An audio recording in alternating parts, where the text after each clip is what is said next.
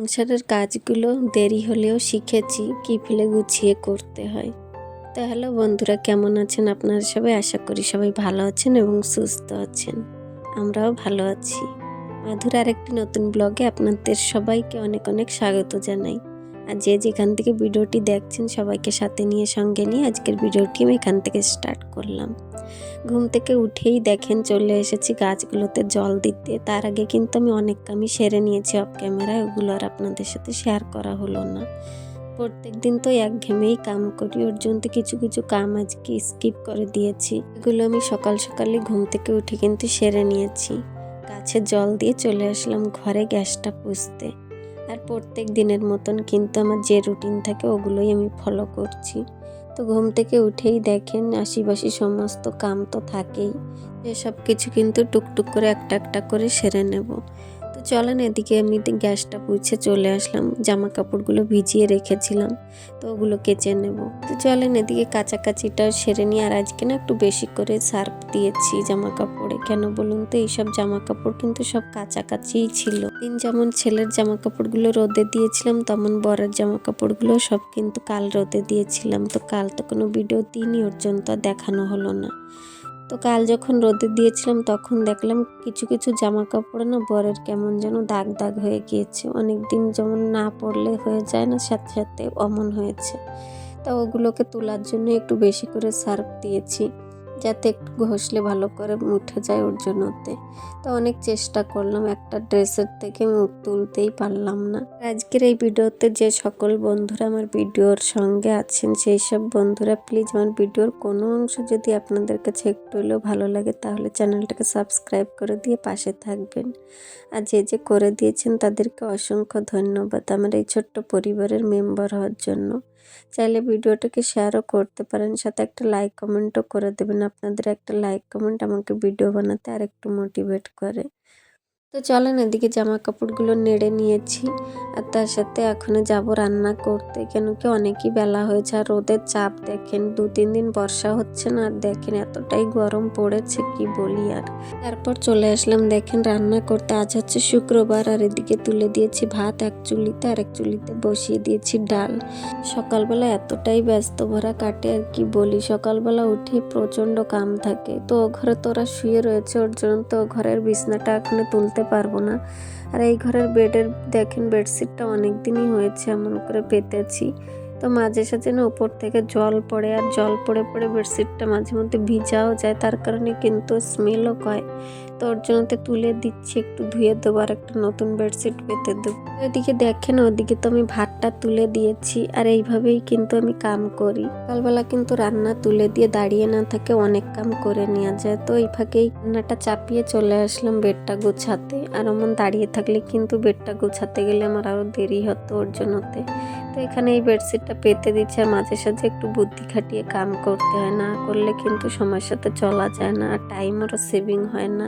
তো time saving করার জন্য কিন্তু মাঝে মধ্যে এইভাবেই টুকিটাকি কাম রান্না করতে করতে করে নেওয়া যায়। তো বেডটাকে ভালো করে ঝেড়ে ঝুড়ে এই যে দেখেন বেডশিটটা পেতে দিয়েছি, আর এই বেডশিটগুলো সব ধুয়ে নিয়ে আসবো। এই ঘরে না একটা পিলো নেই, একটা পিলো ও ঘরে রয়েছে, তো আর আনলাম না। একটা পিলোতেই পরিয়ে দিয়েছি কাভার, আর একটা পরে পরিয়ে দেবো।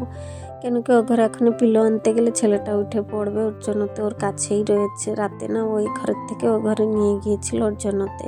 তো ওই যে বেডশিটটা ভালো করে টান টান করে পেতে একটা পাটি পেতে দিয়েছি। কেন কি এই ঘরে তো কেউ শয় না, পাটি পাতা থাকলে না উপর থেকে কিছু পড়লেও কিন্তু ডাইরেক্ট বেডে পড়ে না, পাটির উপরে পড়ে। তো পাটিটা মাঝে মধ্যে একটু ঝেড়ে দিলে হয়ে যায়, আর অনেক দিনই ধোয়াধুয়ি লাগে না। কেন কি এই ঘরে তো কেউ থাকে না ওর জন্যতে।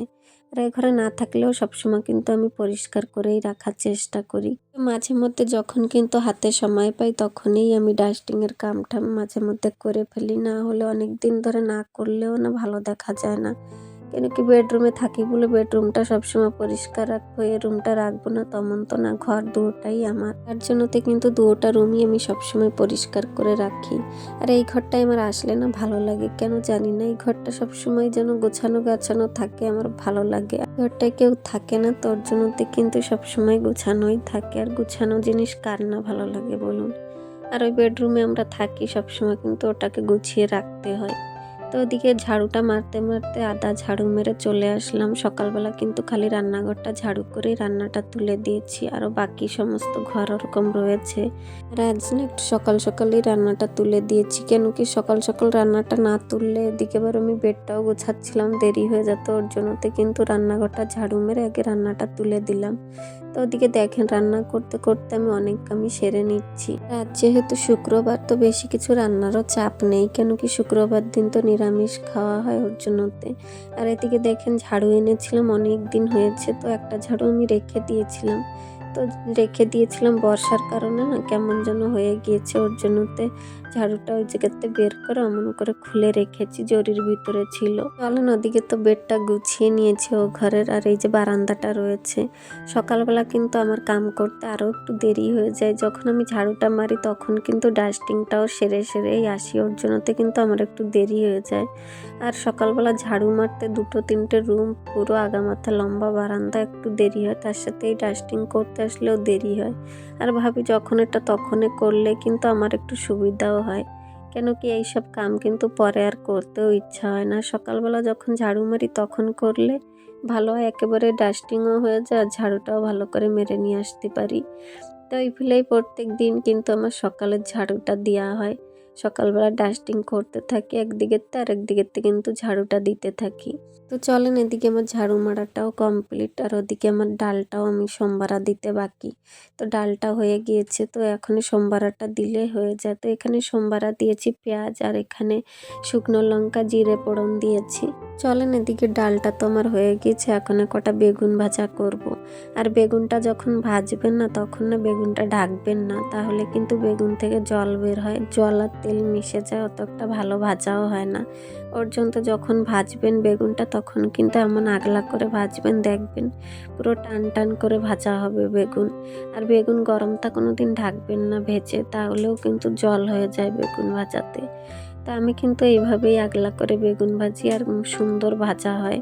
তো এদিকে আমার এই যে ডালটা হয়ে গিয়েছে, টমেটো ডাল করেছিলাম আজকে, আর এদিকে করেছি বেগুন ভাজা। তো সকালবেলার কাম কাজ একদিকে সারতে সারতে একদিকে রান্নাটাও সেরে নিয়েছি। এইভাবেই কিন্তু মাঝে সাঝে একটু বুদ্ধি খাটিয়ে কাম করি। এদিকে রান্না বান্নাটা সেরে চলে আসলাম বেডরুমে। রান্নাটা আমার কাছে বড় কাম লাগে, কেন কি রান্নাটা হয়ে গেলে আর কোনো অসুবিধা হয় না কাম করতে, নিশ্চিন্ততে কিন্তু আমি কাম কাজ করতে থাকি। আর একেবারে ওই যে সকালবেলা বাসি কাম যত করবেন দেখবেন কাম কিন্তু শেষ হয় না, তার সাথে একটার পরে একটা কাম বাড়তেই থাকে। ওগুলো করতে গেলে কিন্তু রান্না করতে গেলে পরে দেরি হয়ে যায়, ওর জন্য তো আগে রান্নাটা সেরে বরকে পাঠিয়ে দিয়ে তারপরে কিন্তু আমি ধীরে সুস্থে ঘরের কামগুলো করতে পারি, আর তখন আমার কাম করতে অসুবিধা হয় না, ভালো লাগে কাম করতে। এই যে যখন আমার বিবাহ হয়েছে তখন কিন্তু আমার অনেক কম বয়সেই আমার বিবাহ হয়েছে, তখন কিন্তু আমি বুঝতাম না কোন কামটা গুছিয়ে করতে হবে, কোন কামটা কোন কামের পরে করতে হবে, কোন কামটা আগে করলে ভালো হবে, কোন কামটা ওই বলতে পারেন টাইমের সাথে কখনো চলতে পারতাম না, কেন কি অনেক কম বয়সে আমার বিবাহ হয়েছিল। আমার বয়স যখন 20 বছর তখন কিন্তু আমার ম্যারেজ হয়েছিল, আর আমাদের লাভ ম্যারেজই হয়েছে। ওর জন্যতে কিন্তু অনেক ছোট থাকতেই আমার ম্যারেজ হয়েছে, আর তখন আমি কিন্তু সাংসারিক জীবনের কিছুই বুঝতাম না। খালি দেখতাম যখন মেয়ে ছিলাম তখন মাকে কাম করতে, মা টুকিটাকি যা করতো মার সাথে দেখে দেখে শিখতাম, কিন্তু কোনোদিন মা বলেনি যে এটা তোকে করতেই হবে, আর হাতে ধরে কোনোদিন শিখায়ও নি। তো কোনোদিন গ্রাহ্যও করতাম না, ওই দেখতাম মাকে করতে, মা এমন করে করছে অমন করে করছে, দেখে ভালো লাগতো।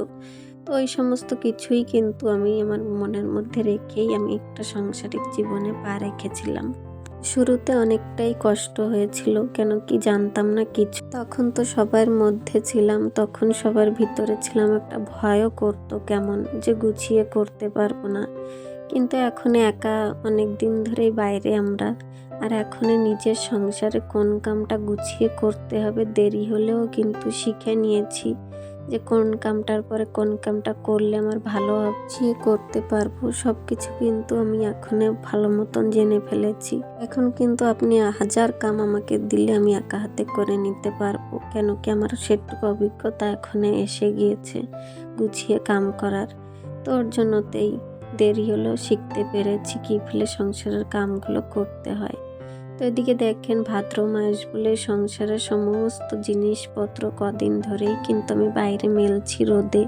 আর আজকে দিচ্ছি আমার যত কাপড় ছিল ঘরে, যতই কাপড় আমি অনেক দিন হয়েছে ব্যবহার করি না, সেই সমস্তগুলো কিন্তু আমি রোদে দিচ্ছি। আর ভাদ্র মাসে কেন রোদে দেয় আপনারা জানলে আমাকে কমেন্ট করে বলবেন। কেন রোদে দেওয়ার নিয়ম, সব বছরই দিই, তো এবছরও দিচ্ছি। তো চলেন, এদিকে আমার সমস্ত কাপড় চোপড় রোদে দিচ্ছি। আর আজকে যে রোদে দিচ্ছি না, এই কাপড়গুলো দুটো তিনটে কিন্তু আমার ছেলেটা নিয়ে জানেন জলের ভিতরে ভিজিয়ে দিয়েছে। ড্রাম একটু জল রয়েছে, ও এসে তখন আমার দুটো তিনটে কাপড়ে চেয়ারের উপর থেকে নিয়ে জানেন জলে ভিজিয়ে দিয়েছে। তো আর কি করব, ছোট বাচ্চা কাচ্চা বুঝতে তো পারছেন, ওটুক তো দুষ্টুমি করবেই। চলেন, এদিকে জামা কাপড়গুলো রোদে দিয়ে চলে আসলাম এখানে পুজো দিতে। আর আজ হচ্ছে তাল নবমী, আমাদের অনুকূল ঠাকুরের আজকে তাল নবমী, আজকে তাল দিয়ে পুজো দিতে হয়। তো বরকে বলেছিলাম, তো অনেক খুঁজেছি কিন্তু পাইনি, তো আর দেওয়া হলো না। আর আমরা তো এবছর অত কিছু করতেও পারবো না বাড়িতে, তো ভেবেছিলাম অল্প একটু বড়া ভেজে দেবো, তো হলো না যখন, এইভাবেই একটু পুজো দিয়ে নিয়েছি। আর এই যে দেখেন সমস্ত কাপড় চোপড় রোদের থেকে নিয়ে আসছি, ওগুলো ওখানে ভাজিয়ে রাখবো। আর আমার এই গোদরেজটা না উল্টো সাইডে রয়েছে বলে এত দূরে কিন্তু অন্ধকার, কিছুই দেখা যায় না। কোন সাইডে রাখবো যে ওটাই বুঝতে পারছি না, যে পাশে রাখি সেই পাশেই অন্ধকার পড়ে। গোদরেজটার ভিতরে না কোনো সময় আমি জামা কাপড়গুলো ভালো করে গুছিয়ে রাখতে পারি না, অন্ধকারে কিছু দেখাই যায় না। তা আজ যখন সমস্ত কিছু টেনে বের করে নিয়েছি, তো এখানে দেখি লাইট মেরে মেরে, তাই এখানে মোবাইলে লাইট দেখিয়ে তাই ভাজিয়ে রাখতে হবে সব। তো এইগুলো দেখেন যেসব ভালো ভালো কাপড় চোপড়, ওগুলো যেমন ছিল আগে তেমনই আবার ভাজিয়ে ভাজিয়ে প্যাকেট করে রাখছি। আর গোদরেজের ভিতরে যে সমস্ত কাপড় দেখছেন সব কিন্তু রোদে দিইনি, কিছু কিছু রয়ে গিয়েছে, সব দিতে পারিনি। যেগুলো সবসময় পরা হয় না ওগুলোই দিয়েছি। তারপর না দুপুরবেলা গোদরেজটা গুছিয়ে শুয়ে পড়েছিলাম। আর এখন বাজে হচ্ছে বিকাল 4টে, ছেলেকে একটু খাইয়ে নিচ্ছি। আর ভিডিওটা আমি এখানেই রাখছি, কেমন হয়েছে অবশ্যই বলবেন। আর মোবাইলের জন্য কান্না করছে, একটু দেখেন।